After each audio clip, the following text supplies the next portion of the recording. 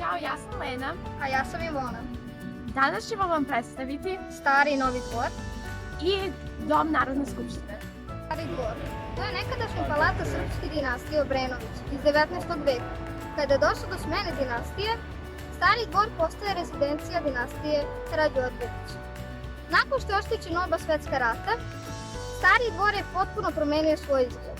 Danas se u njemu nalazi Skupština grada Beograda i kancelarija gradonačelnika.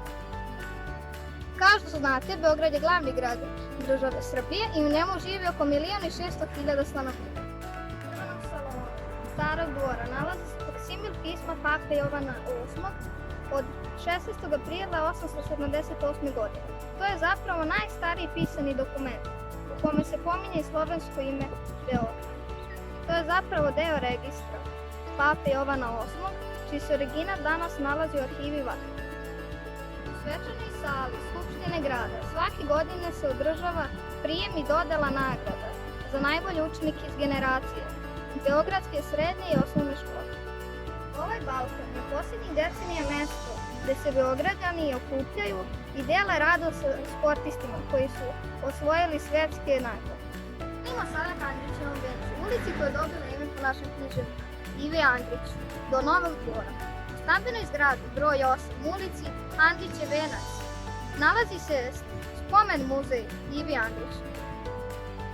Za razliku od Starog dvora koji je građen za potrebe dinastije Obrenović, Novi Dvor građen je u periodu između 1911. i 1922. godine za potrebe kralja Petra I. Karađorđevića. Zgradu je koristio kralj Aleksandar, a kada se kraljevska porodica preselila u novosagrađeni dvor na Dedinju, po želji kralja osnovan je Kraljevski muzej, kasnije nazvan Muzej kneza Pavla.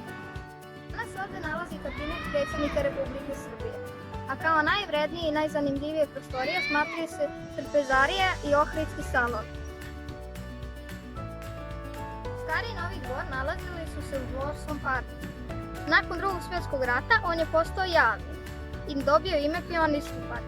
Krenimo njime do Narodne skupštine. Dom Narodne skupštine izgrađen je 1936. godine. Građenje je trajalo oko 30. godine.